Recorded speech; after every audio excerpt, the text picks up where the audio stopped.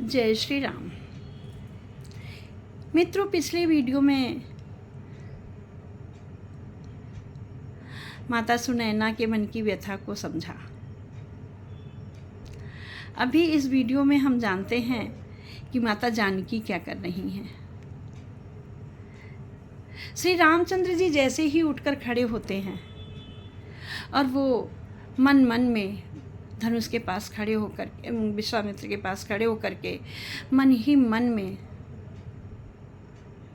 अपने आराध्य, अपने कुल देवता, अपने गुरुओं का, शिव जी का, गणेश जी का स्मरण कर रहे होते हैं।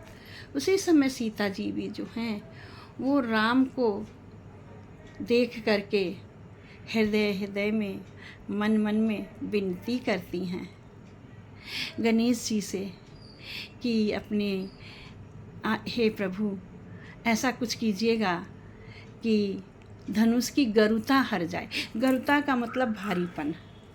मन ही मन अकुलान, मन ही मन मनावे अकुलानी, होहु प्रसन्न महेश भवानी, करहु सफल आपन सेवकाई, करहित हरहु चाप गरुआई, गणनायक बरिदायक देवा, आज लगे किन्हीं तव सेवा, बार बार बिनती सुन मोरी, करहु चाप गरुताति थोरी, देखि देखि रघुवीर तनु, सुर मनाव धरि धीर, भरे बिलोचन प्रेम जल,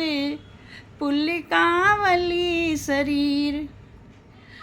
माँ जानकी कहती हैं, मन ही मन में बहुत ही व्याकुल हैं और कहती हैं, हे महेश भवानी, हे गौरी माँ, आप प्रसन्न हो और आप कर हितु हरहु चाप गरवाई, मेरा भला करके, मेरा भला करें और चाप की गरता को, धनुष की गरुता को हल्का करें।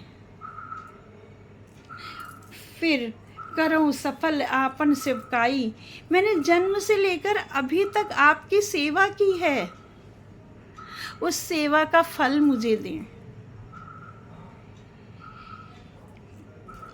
कर हित चाप हरहु गरुआई, और मेरा भला करके चाप की गरुता को हर लीजिए।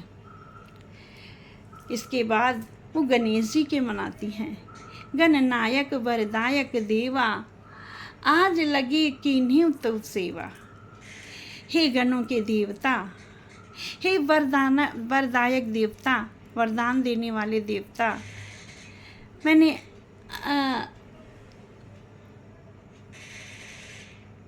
आज तक आपकी सेवा की है, बार बार बिनती सुन मोरी, करहु चाप गरता अति थोरी। मैं आपसे बार बार हाथ जोड़कर प्रार्थना कर रही हूँ, मेरी विनती सुनो और चाप की, धनुष की गरुता को हर लीजिए। भगवान श्री रामचंद्र जी के शरीर को देख करके, बार बार मन में धैर्य धारण करके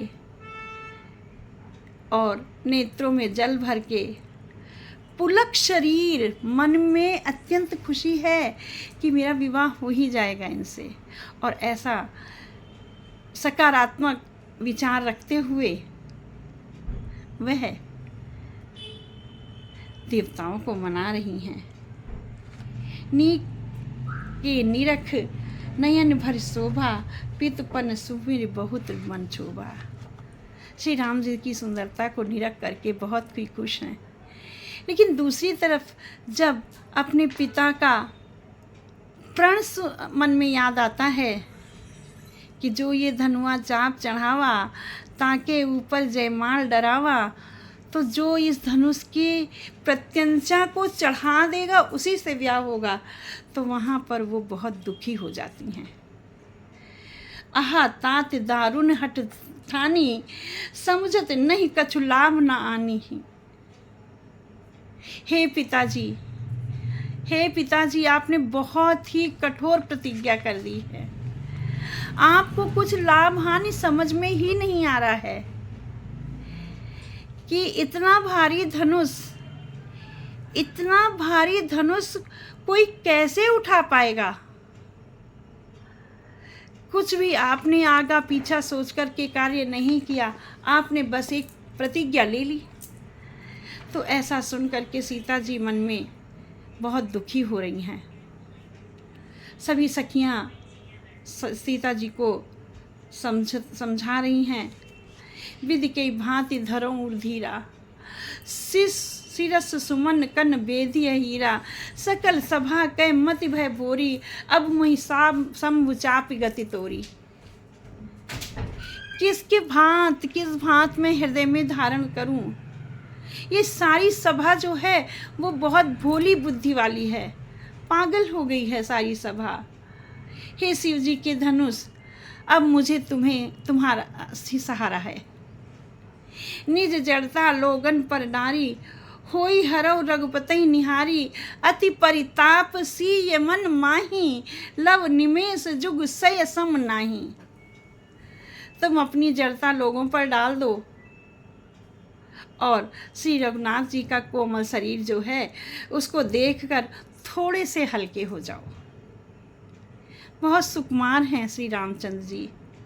इस प्रकार सीता जी को बड़ा मन में संताप हो रहा है और बार बार वो उनका एक एक क्षण लव निमेष जुग से सम जाही, उनका समय जो है एक अंश 100 युगों के समान व्यतीत हो रहा है। तो सीता जी इस प्रकार प्रतिज्ञा कर रही हैं, मन में विकल हो रही हैं।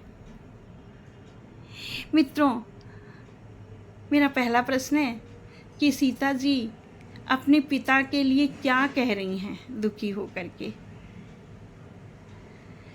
मेरी दूसरा प्रश्न है कि सीता जी शंभू के चाप से क्या कह रही हैं, क्या करने को कह रही हैं। मेरे इन दोनों प्रश्नों का उत्तर कमेंट बॉक्स में अवश्य लिखें। मैं पुनः आभारी हूँ आप सभी को जो आप लोग मेरे इस प्रसंग की सराहना कर रहे हैं। साथ ही साथ बार बार अनुरोध है कि चैनल को लाइक और शेयर अवश्य करें। कमेंट बॉक्स में अपने सुझाव अवश्य दें। जय श्री राम।